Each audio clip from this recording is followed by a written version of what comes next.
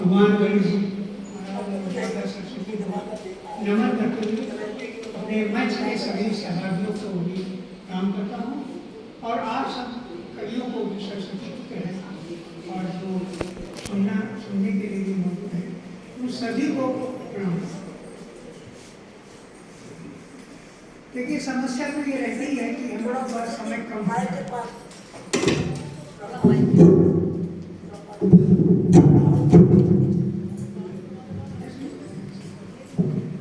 तो आप सबका जो स्नेह बराबर मिला हर कार्यक्रमों में लगभग हमारे प्रकाशक संपादक लेखक जब जब बुलाते हैं तो मेरा भी मन करने लगता है तो सब मिलकर पहुँच जाओ और मैं बचपन से लगा के अब तक यही किया। मैंने कभी किसी की उतनी परवाह नहीं की, चाहे समाज हो चाहे मेरा घर हो चाहे जो हो। बचपन से मेरी आदत थी कि मुझे एक सिद्धांत पर चलना है और अक्सर अंताक्षरी कक्षा से पढ़ा तो अंताक्षरी प्रतियोगिता होती थी लोग स्कूल में उस समय। अब तो अंताक्षरी प्रतियोगिता का प्रचलन कम हो गया और फिल्मी गान पे आधारित तो उस समय में लाइन हमको आज तक बिल्कुल नहीं मिली और लगभग हम समझते हैं कि लगभग 65 साल तो हो गया मुझे मैं भूला नहीं। और वो लाइन मैं हेमा जी को बता रहा था कि उड़ाते चले जाएंगे। ये अंताक्षरी प्रतियोगिता एक बड़ी सुंदर है कि उड़ाते चले जाएंगे और हिमालय से पत्थर उठाना। मैंने वसूल बनाया कि चाहे जितने लोग आए चाहे जितने लोग जाए चाहे नाराज हो चाहे कुछ हो मैं अपने को रखना बंद नहीं करता कि मेरा बचपन स्पर्श होगा चाहे जो कुछ कहे। और लाना मुझको क्या है इतनी ऊंची हिमालय से पत्थर लाके अपने प्रतिनिधि पर गाड़ना है एक स्तंभ बना कि मैं भी हिंदी का कुछ हूँ। ये अगर अनुभव आपको नहीं है, अगर आपके अंदर ये स्वाभिमान नहीं है तो आप निश्चित मान लीजिए आप रचनाकार है ही नहीं। रचनाकार के अंदर एक स्वाभिमान करना चाहिए कि वो जो कुछ लिख रहा है वो सत्य है। ये आप समझिए अगर रचनाकार में अगर ये भाव नहीं है कि जो लिख रहा है वो सत्य है तो वो ऐसे भटकता रहेगा, कहीं मोहब्बत के गाएगा, कहीं फिल्मी के गाएगा, कहीं उसकी नकल करेगा। इसलिए आपके लिए सबके लिए बहुत जरूरी है कि आप लिखें, जो कुछ भी लिखें उस पर विश्वास करें कि जो ये समाज आ रहा है में आ रहा है यही सत्य होगा। तब तो आगे ऊपर होगा। तो मैंने पढ़ने भी सब सीख लिया और उसी पढ़ने में डॉक्टर ये श्रीराम ने ठाकुर जी से मुलाकात की और बड़ा दुखी था उस समय जिसमें आपसे मुलाकात की। लगभग हमारे ख्याल से 74-75 की बात नहीं होगी। तो हमारे फतेहगढ़ में डॉक्टर साधना शुक्ला जी की प्रतिष्ठान प्रोफेसर, मैं भी था कन्नौज प्रोफेसर। तो उनसे बात हुई, उनसे मैंने कहा मेरी किताब कहीं छपा दी। किताब छपाना सब थोड़ा संकट है, रचनाएं तो नहीं दिखा लीजिए होती नहीं छापेगा नहीं, जब तक छपेगा नहीं तब आपका कोई मूल्य नहीं है। तो रामेश ठाकुर जी को उन्होंने बताया कि एक ऐसे विश्व रचनाकार मंच के प्रकाशक हैं और उसमें आपकी किताबें बहुत छपी थी। लगभग हम समझते हैं तो शायद 100 किताबें हो चुकी हैं। अपनी नहीं, खुद की नहीं होती, आप लोगों की है। आप आश्चर्य देखिएगा बहुत बड़ी किताबें हैं तो सारे भारत के रचनाकार, भारत श्रेष्ठ रचनाकार यानी कि किताबें आप पढ़िए बहुत अच्छा लगेगा। ये सारे हिंदुस्तान भर के लेखकों को उन्होंने लिया, ये कम बड़ी बात नहीं। तो मैं भी उसी में प्रवेश करके साधना जी ने कहा कि आप संपर्क करिए, मैं उनसे कहिए। उन्होंने आपको बातचीत की होगी, आपने कहा मैंने मेरा पहला काव्य संग्रह छपा आपके ही प्रकाशन से छपा। आप कुछ नहीं कोई बात, आपने कह रहा हूँ कि हमारे तो विश्वास था मेरे अंदर कि मुझे राघवेंद्र ठाकुर जी मिल रहे हैं। आपको इसलिए बताना चाहता हूँ कि मेरी पारिवाही नहीं है, ये उनकी पारिवाही है जो इसमें मुख्य चीज बनी बैठी।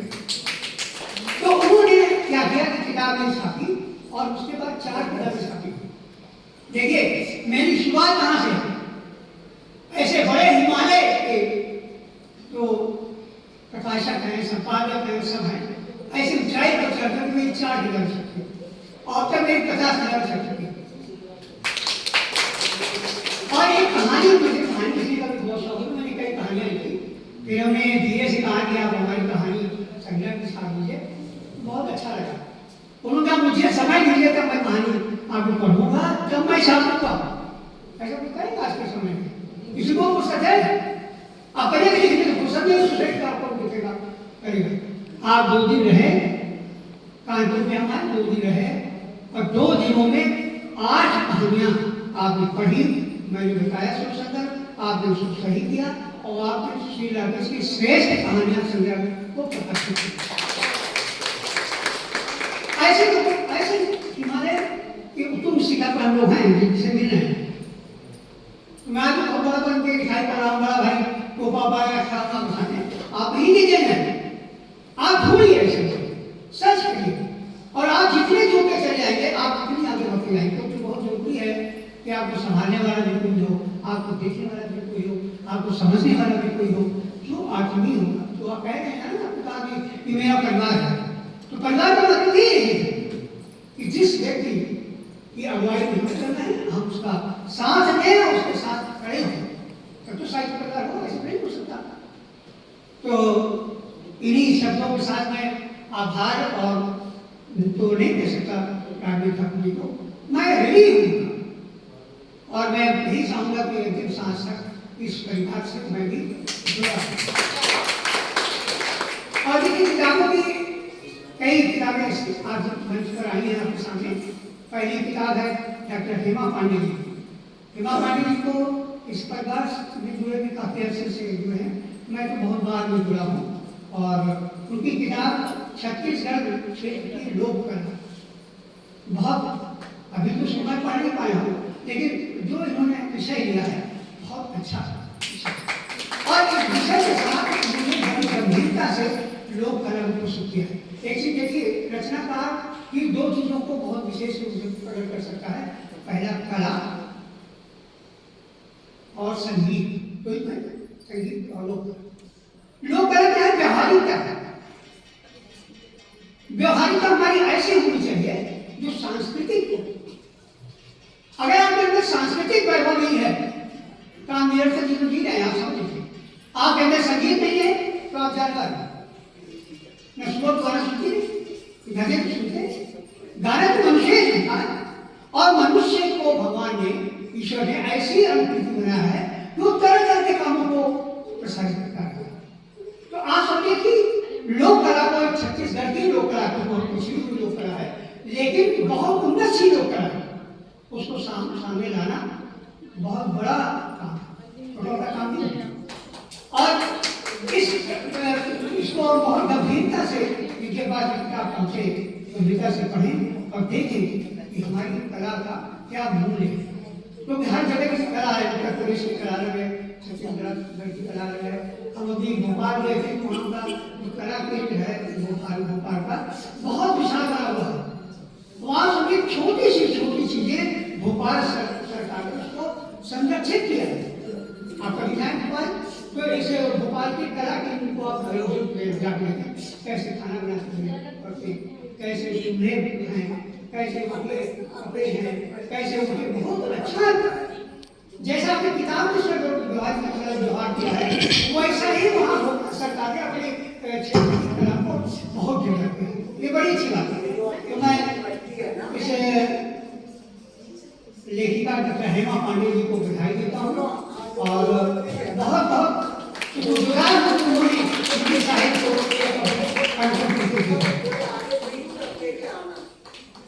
और दूसरी किताब मेरी स्वयं की है, इसमें तो वही हमने आपको बता दिया कि लड़के चले जाएंगे और हिमालय से पत्थर उठा लाएंगे।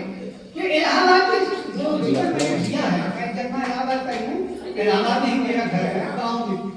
सुबह पूर्वा के गाँव से चल करके मैं कन्नौज आया, कल ऑफिस करके मैं कन्नौज छोड़ा नहीं मैंने। उसका कारण पहला तो यही था कि इलाहाबाद में भी है और दूसरी बात यह है कि जो कन्नौज की संस्कृति है वो आज भी समुन्नत है। कन्नौज का इतिहास भी आज भी समुन्नत है और वहाँ की जो परंपरा आज के भाई है, आपको बताऊँ बहुत अच्छी बात है कि हर बेटी, हर बच्चा, छोटा बच्चा बड़े लोगों को प्रणाम भी करता है, स्पर्श भी करता है, गुरुवाणी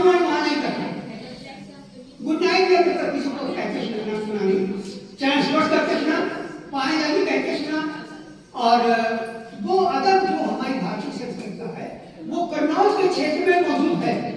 मुझे लगा कि हाँ है, तो क्या हो सकता है गुड मॉर्निंग गुड नाइट और थैंक यू सब चलने लगा। लेकिन मेरे कन्नौज में अभी भी आप गए तो आपको बखूबी वो व्यवहारिक कला दिखाई पड़ेगी जो भारतीय संस्कृति है। तो मैं इसीलिए कन्नौज से इलाहाबाद से कन्नौज गया और कन्नौज में 35 साल मैंने प्रोफेसर बने अर्थशास्त्र के हिंदी के अध्यापक अर्थशास्त्र, लेकिन हिंदी के एक्शन ट्रेन के कारण मैंने कार्य किया। तो इसमें अपने बचपन से लगा के 1974 तक मैंने इसमें अपना विवरण बहुत अच्छे शब्दों में सरल शब्दों में लिखने की कोशिश की है, जिसमें बहुत से यात्रियाँ हैं।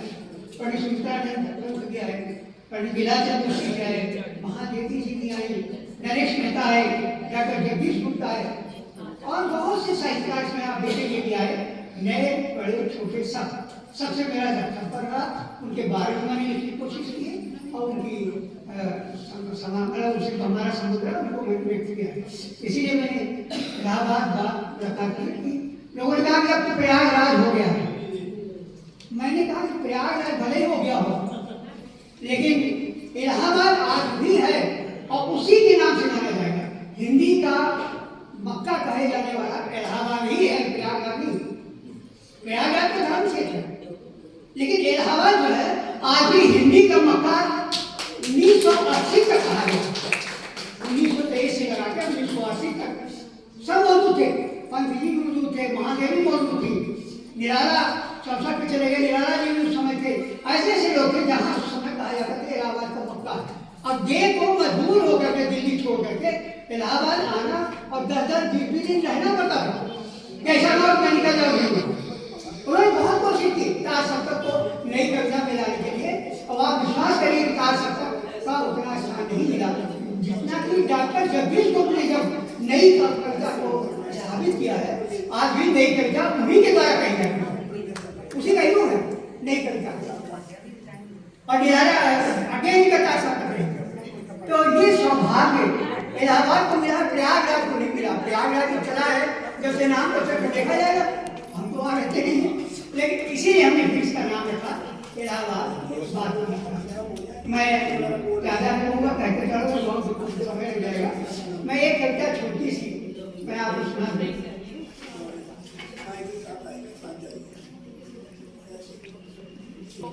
मैं अपने माँ का बहुत सम्मान करता था, आज भी करता हूँ और शायद अंतिम सांस तक मेरे जब मेरी माँ ही है।